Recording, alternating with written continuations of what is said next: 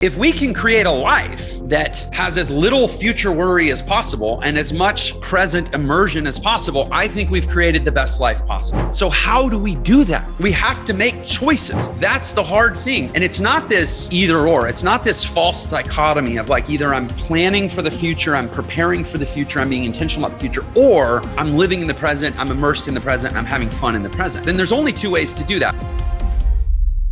Hey there, Jeff Lerner here. I'm the founder of Entre. We're one of the largest entrepreneurial education platforms in the world. With this channel, I try to give away as much information as I can completely for free to help people create the life that they want, find joy, fulfillment, meaning, and purpose in their life, and for many, learn to build an incredibly successful business. In this video, I want to talk about time and sort of respond to a lot of the comments that I get on a lot of my content. You know, a lot of my content tends to hone in around discipline and hard work and being intentional, being purpose-driven. And what to a lot of people, I think, may come off and seem like I'm advocating sort of a joyless, dull life. I don't think in any way I represent that or I embody that or I espouse that. I think sometimes that's just the perception that gets layered on top of me because we have these associations with people telling us to like bear down and buckle down and work hard and keep your feet on the ground. And it's like lame. And it's like all the grownups in our life telling us how to be, even though they don't have a life that we would aspire to have. So why would we take their advice, right? And I think I get that projection a lot, but I want to be really clear that I am all about fun. And the intention of this video isn't to just say what I'm all about. It's to explain and hopefully invite you into a perspective that can make life really, really fun all the time, not in a way that's fleeting or deteriorates over time, which a lot of like short-term sort of temporal attempts to have fun often do, right? Like most of the things we associate with fun, they get less fun over time. Either we keep doing them and we lose the thrill of novelty, we get numb to them, or they're simply not the most constructive or productive use of our time. And over time, as we age and life gets harder and responsibilities increase, there was like this trade we made where it was like fun in the now for hardship in the future, right? And so I want to try to invite you into a way that life can be really fun all the time. And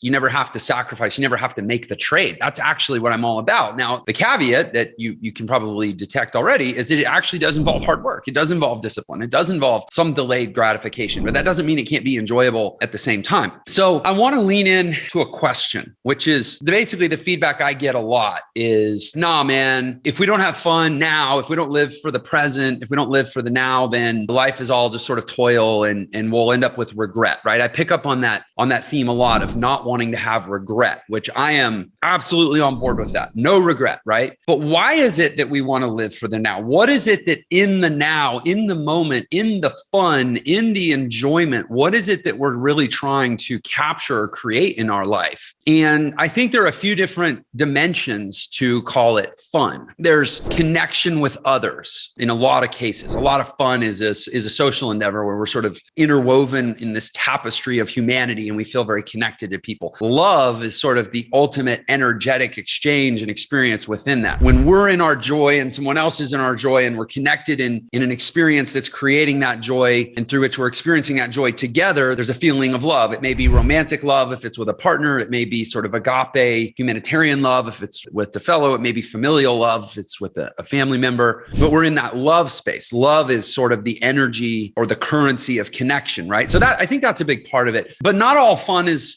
social. Like for me, I have great fun every morning when I'm on my routine. I miss it more than I wish I did. But playing the piano, I play the piano for 45 to 60 minutes by myself. And I have extraordinary fun doing that. It's one of the most fun things I do. I guess I feel a connection to a source energy or, you know, my spiritual path. I have my own beliefs and dynamics around that aren't the point of this video, but like I do experience that connection in that, but it's not a social connection. I think if we boil fun down to what it is a state of being so present and so immersed in our sensory experience. And that can be the five kind of external senses or even an internal sense of connectedness or whatever, that we're so immersed in the present, in the sensory experience of what we're doing, that we actually forget about the future. I actually think that's the definition of fun. Fun is being so engrossed in something that we forget to worry about the future. That's the freedom. That's the release and the relief that we feel in an experience that we describe as fun. Let me stop right here and say, I'd love in the comments below if you guys would share with me, and by the way, I say guys, I mean gender neutral pronoun, you humans, would share with me if you agree with that definition of fun, that fun is about being so immersed in something that either externally or internally, we are so saturated in our sensory experience that we forget about the future. And particularly, forget to worry about the future. That's actually what fun is. It's losing yourself in something. I'd love to know if you agree with that, or if you have a different definition, perhaps a better definition of fun. I love finding better definitions of things. So if there's one out there, I hope you'll share it with me. But if we agree that that's what fun is, then it seems like to have the most fulfilling life possible, we need to have a life that we can lose ourselves in, and in which we can have the richness of experience, as much quantity and with as much consistency as possible. And in so doing, live a life that is as free of worry and anxiety around the future as possible. That would be the most fun life. People say, when they talk about deathbed regret, like I want to die with no regrets. Typically, they're picturing a scene where they're laying on their deathbed thinking, man, I spent so much of my life worrying about the future and planning for the future and working hard for the future and sacrificing for the future that I forgot to experience and to maximize my experience in the present. I didn't maximize human connection and relationships and family and fun and joy and hobbies and passions and whatever, right? So essentially, they're reflecting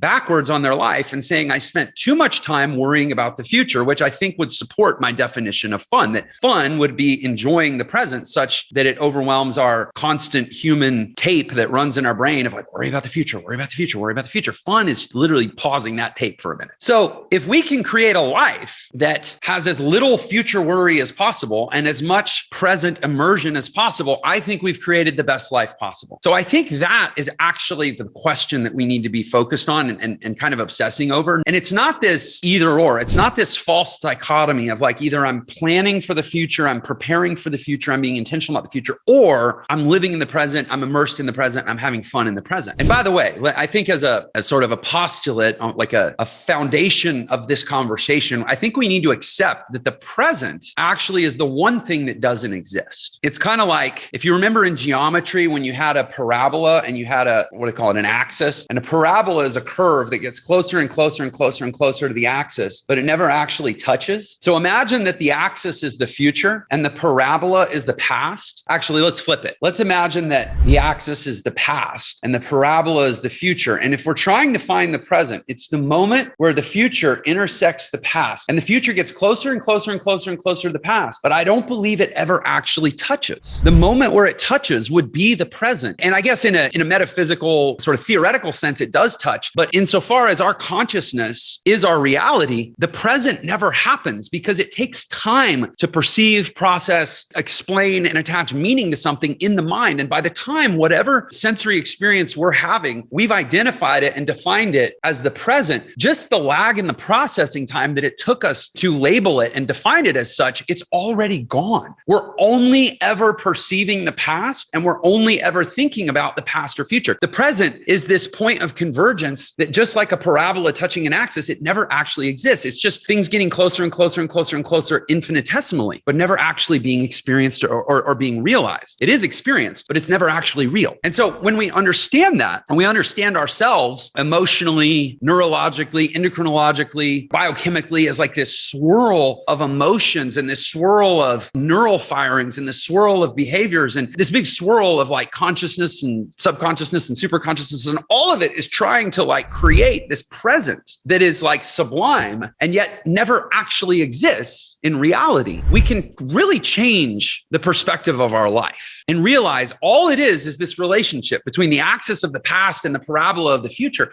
and that present moment is really just this intersection of all this stuff. And if what we're really trying to do is free ourselves from worry about the parabola of the future, then what we have to do is harness that swirl and create a perception of the present, knowing that there's no actual reality of the present, where we have as little worry about the future as possible. And then we will have fun, and then we will have created this illusion of joy in the present, even though it doesn't exist, but we experience it as such. And that's freedom, and that's liberty, and that's the sublimation of the human experience. That's what we're all after. So how do we do that? We have to make choices. That's the hard thing in this experience of the pseudo present that I'm talking about. It all comes down to the constant millions of little choices. Am I choosing to talk or pause to drink water? Am I choosing to hurry up and wrap this video up so I can go meet my wife at the gym because she already started our leg workout without me? And I was like, babe, I'll be there in a minute. I got to make a video. Or do I see this all the way through and trade off a little bit of quality time with my wife? Like, we're always making these choices, right? may be making the wrong choice, by the way, but I am going to finish this video. I want to see this through. I think this is a really, really important thought. We have to constantly be choosing between the axis of the past and the parabola of the future. And if the goal is to fill our quote present, which immediately fades into the past, with stuff that frees us from the future, then there's only two ways to do that. We can either choose the present distraction, or we can choose the preparation for the future that we want. Because if we ensure to the highest probability and the highest certainty possible that we've got the future that we want coming, short of being wiped out and hit by a bus, which I think we're all sort of existentially aware enough not to over prepare for, that's the known unknown, right? But if we know that we have created the highest possible probability and certainty of the future that we want, then we don't need to worry about it, and we can be fun and free in the present. And I believe that regret ultimately comes down to how we chose to spend all of the tiny little frames of the present, of the experienced present, even though it's not technically a real thing. And then in every one of those frames, we were either immersing ourselves as a distraction, or we were immersing ourselves in the preparation for a future that wouldn't be a distraction from our reality. It would be the closest thing we have to a reality where what we're heading into is going to fill us with so much confidence that we don't need to be worried, and we can have fun in the present that we're experiencing. Hopefully that makes sense. I'm getting kind of woo-woo. Let me pin this down. You have to choose physical discipline or bad health. And if you say, I'm choosing fun now, I'm choosing cheesecake now, I'm choosing cheeseburgers now. I don't have anything against cheese. I actually love cheese, but I'm picking bad cheese foods. I'm picking Cheese Whiz now. I'm picking Cheez-It crackers now. If you're making those choices now, you are creating the requirement of a future that you need to worry about. You are actually eliminating your ability to exist in a perpetual state of fun. In other words, you are reducing the amount of fun that you can have to only that singularity of the present that doesn't actually exist. I'm having fun in this moment, but by the time the moment is gone, which it is by the time I perceive it, we're already starting to fill up with the guilt and shame of knowing that we've created a future that we have more to worry about, which is the opposite of my definition of fun. But if I choose to go to the gym, if I choose to eat well, if I make good, quote, sacrificial discipline choices now, I am creating a future that I don't need to worry about, which means to the extent that that singularity is actually a real thing, or at least that we perceive it as such, it gets more fun over time. In other words, fun is either, and I said this earlier, it's either something we choose now that decays over time as we move into the future that we've now sacrificed, or fun is a choice we make now, which we're freer to make when we realize the present isn't even a real thing, right? By the time you're in pain, oh, my muscles are burning because I'm at the gym, it's already gone. You're perceiving something that already happened, right? And you can free yourself from that and know the way you find the joy in the pain, right? The joy in the suffering is knowing that you're building a future that you don't need to worry about. Ditto for personal discipline. Choose. Do I want personal discipline now? Do I want to bite my tongue now? Do I want to have a calm, cool, and collected conversation with my spouse now? Do I want to tackle this challenging issue now? Do I want to be thoughtful in my communication now? Or do I want to give into that feeling to be angry or to lash out or to be emotional or to say that thing that I know I shouldn't say and know that I've created lesser relationships in the future and now I have more to worry about? And the same is true professionally, right? Do I want to have professional discipline now and build towards a life where I acquire assets and resources and authority and reputation and ultimately power, not in